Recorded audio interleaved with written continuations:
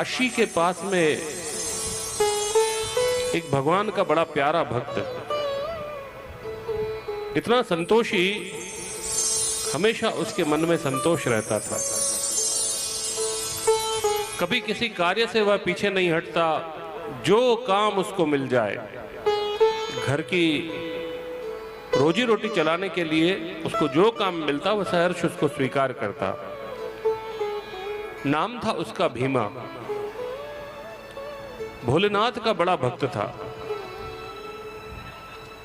सुबह उठता, नहा धोकर भोलेनाथ की भक्ति में लग जाता, पत्र पुष्प जल अर्पण करता और फिर अपने कार्य पर निकलता। जो कुछ भी मिल जाता उसको उसी से संतोष धारण करता। मेहनत करके, मजदूरी करके, कैसे भी करके अपने परिवार का पालन पोषण करने के लिए जो पैसे लाता सहर्ष खुशी खुशी स्वीकार करता। और उसकी धर्म पत्नी भी उसी की भांति मन में संतोष रखने वाली। कभी पति से ये नहीं कहते कि आप कुछ और ज्यादा पैसा कमा कर लाओ, नहीं, जो पति की कमाई आए उसी में संतोष धारण करने वाली, और होना भी ऐसा चाहिए।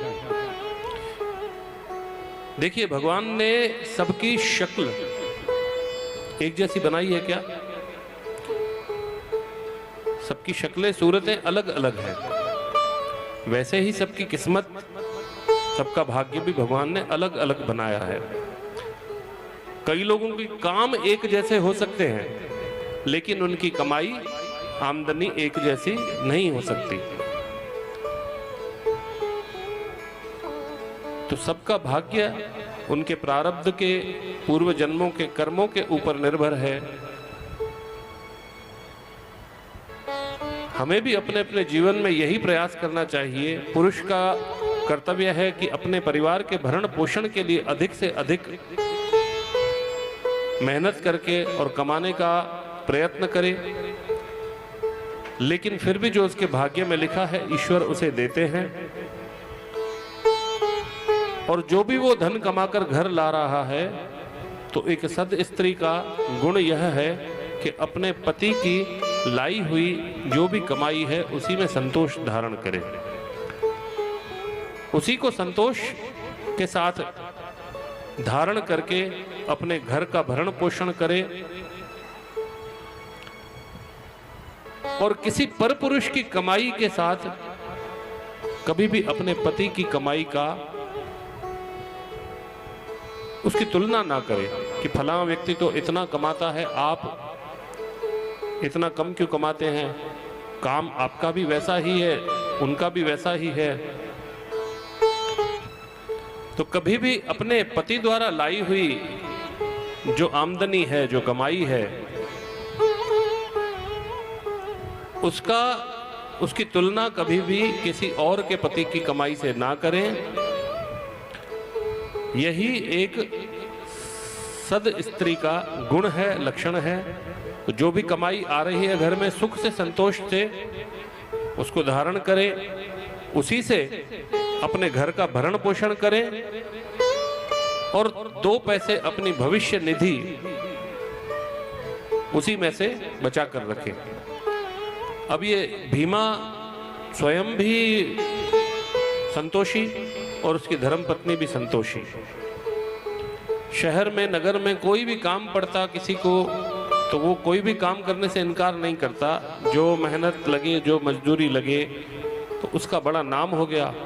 कोई काम किसी का निकलता, अरे भीमा को बुलाओ, भीमा कर देगा। किसी को बोझा ढोना हो, भीमा को बुलाओ। किसी को घर की पुताई करवानी है, भीमा को बुलाओ। क्योंकि संतोषी था। जो उसको देते मजदूरी वो रख लेता। अच्छा काम मिलने लगा, जो पैसे लाता, घर का खर्चा चलाता, भरण पोषण करता। उसके इस व्यवहार और इस सद्गुण और उसकी इस मेहनत को देखकर काशी नरेश खुश हुए। उनको पता चला कि एक भीमा नाम का जो व्यक्ति है, बड़ा ही मेहनती है, बड़ा ही संतोषी है, जो दो वो रख लेता है। तो काशी नरेश ने उसको बुलाकर और कहा कि भीमा, मैंने तुम्हारे कार्य की बड़ी प्रशंसा सुनी है, तुम बड़े संतोषी हो, किसी काम से घबराते कतराते नहीं हो, मेहनत पर पूर्ण विश्वास रखते हो, जो मिलता है उसी में संतोष धारण करते हो। भीमा, आओ मैं तुम्हें राजमहल में अपने यहाँ किसी काम पर रखता हूं और बदले में मैं नित्य तुम्हें एक स्वर्ण मुद्रा दिया करूंगा। भीमा ने भोलेनाथ की इच्छा समझकर और राजा के द्वारा उस एक स्वर्ण मुद्रा में वहां पर काम करना शुरू कर दिया। जब राजा के यहां काम करने लगा तब भी भीमा के मन में कोई विकार नहीं आया। जैसे वो कुछ रुपयों में खुश रहता था, घर परिवार कुटुंब का भरण पोषण करता था, अपने सभी दायित्व निभाता था, वैसे ही जब उसको स्वर्ण मुद्रा प्रतिदिन मिलने लगी तब भी भीमा का मन विचलित नहीं हुआ।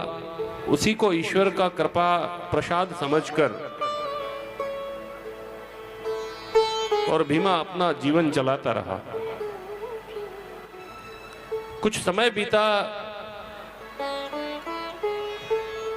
चलते चलते वहीं काशी नरेश के यहाँ वह कार्य करता रहा।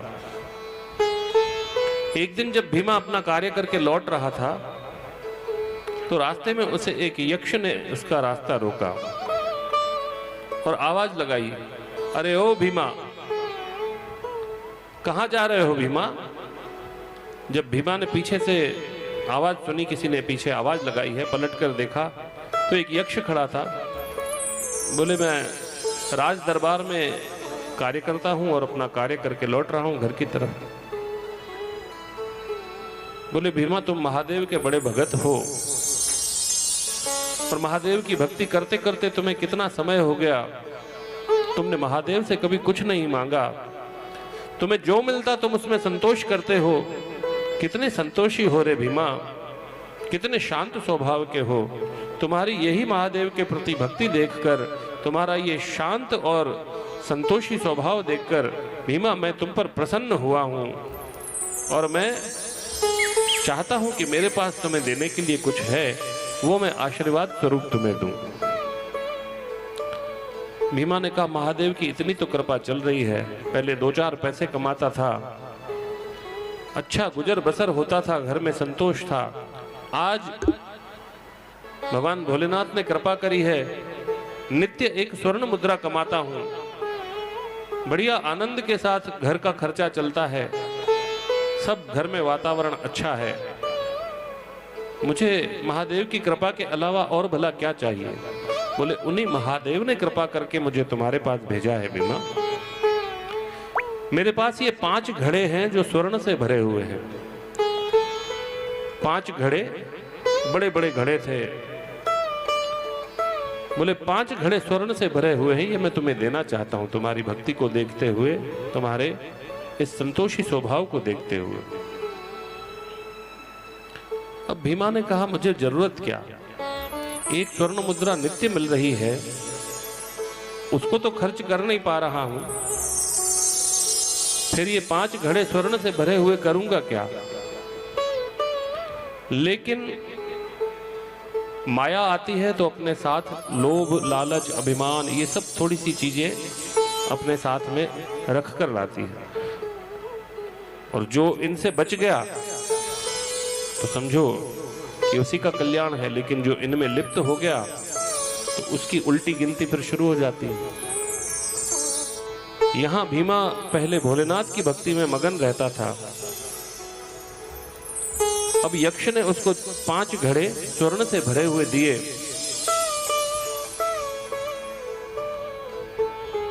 बड़ा प्रसन्न हुआ, मन में थोड़ा सा लोभ प्रवृत्ति आई कि अब तो कहीं न कहीं थोड़ा सा आलस्य भी आया कि अब इतना तो संग्रहित हो गया, अब क्या काम करना। तो जो कभी किसी काम के लिए किसी को मना नहीं करता था, जो हमेशा मन में संतोष धारण करके रहता था, उस भीमा के मन का संतोष थोड़ा थोड़ा धीरे धीरे समाप्त होने लगा।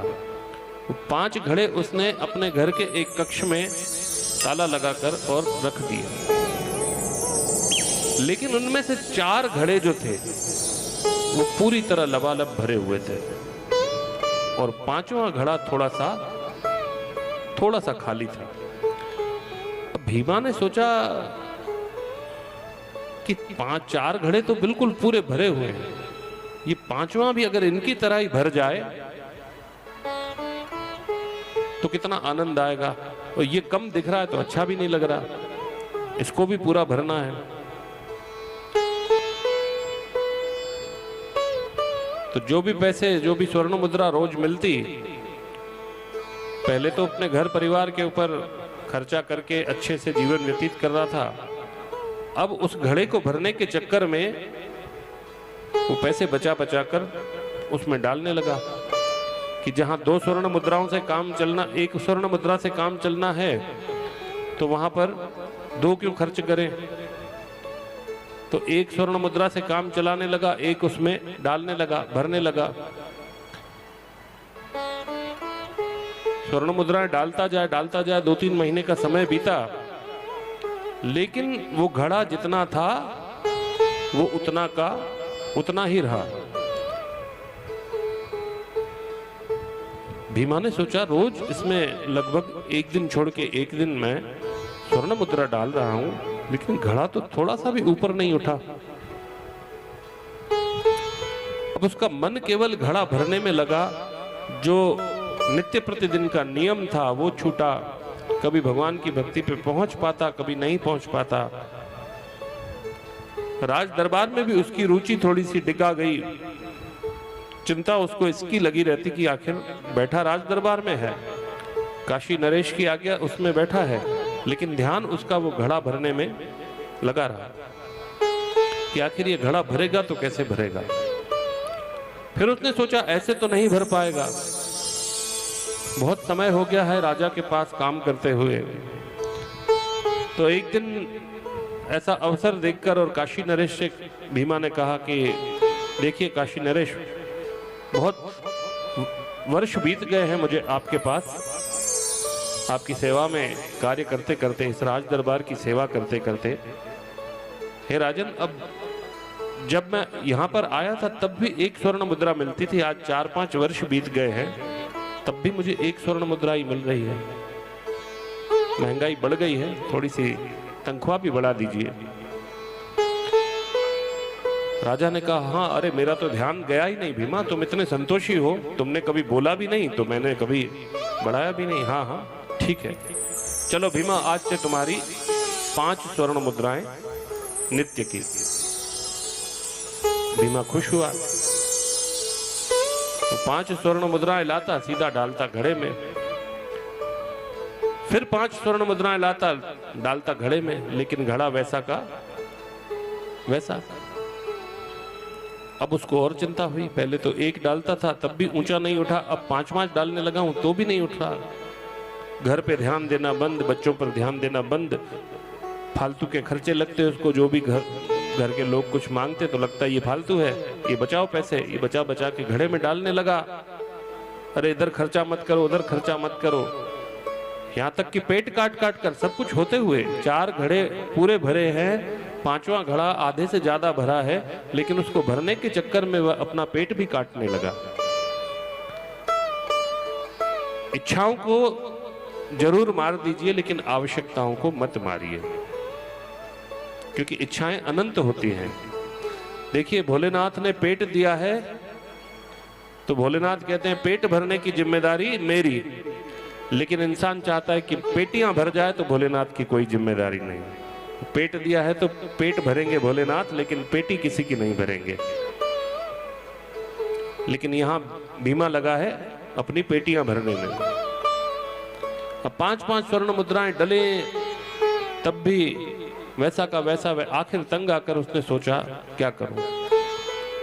अकेला अकेला टहलने लगा, गुमसुम बैठा रहने लगा। राज दरबार के कार्यों में उसका ध्यान न था, घर पर उसका ध्यान न था, बीवी बच्चों पर ध्यान न था। केवल उसको चिंतन रहता कि ये 5वां घड़ा भर जाए, एक दिन राजा ने देखा कि भीमा अपने पथ से विमुख हो गया है। पहले एक आवाज लगाओ, अभी भीमा का भी बोलो तो वो प्रकट हो जाता था। अब भीमा भीमा आवाज लगाते रहो तो भी भीमा आता नहीं है। पहले 2 काम बोलो तो 4 करके लौटता था, आज 1 बोलो तो उसमें भी वो आधा करके आता है। काशी नरेश ने बुलाकर पूछा, अरे भीमा क्या बात है, सब ठीक तो है, घर परिवार में सब कुशल मंगल है? बोले हाँ हाँ महाराज सब ठीक है। बोले भीमा देख रहा हूं कुछ दिनों से तुम थोड़ा सा चिंतित हो, परेशान हो, आखिर ऐसी क्या बात है? बोले नहीं कुछ नहीं महाराज, ऐसा कुछ नहीं है। बोले कुछ तो है, कुछ तो है भीमा बताओ। बोले नहीं महाराज ऐसी कोई बात नहीं है। काशी नरेश ने बोला कि भीमा कहीं उस यक्ष के चक्कर में तो नहीं आ गए तुम? भीमा को एकदम धक्का लगा कि ये यक्ष की वार्ता, यक्ष की बात राजा को कैसे मालूम? बोले महाराज यक्ष की? बोले हाँ,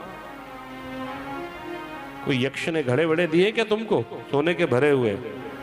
अब भीमा ने वास्तविकता जब देखा कि महाराज बिल्कुल वही बात कह रहे हैं जो मेरे साथ घटित हुई है। बोले हाँ महाराज, उसने 5 घड़े दिए भरे हुए और कहा कि तुम्हारी भक्ति से प्रसन्न होकर मैंने तुमको 5 घड़े दिए हैं, लेकिन 5वां घड़ा कुछ थोड़ा सा खाली था और उसमें जितना भी आप देते हो, जितना भी मैं बचाता हूँ, जितना भी कमाता हूँ, सब टालता जाता हूँ, लेकिन वो भरता ही नहीं, वो ऊपर ही नहीं उठता, वो वहीं का वहीं वैसा का वैसा पड़ा है।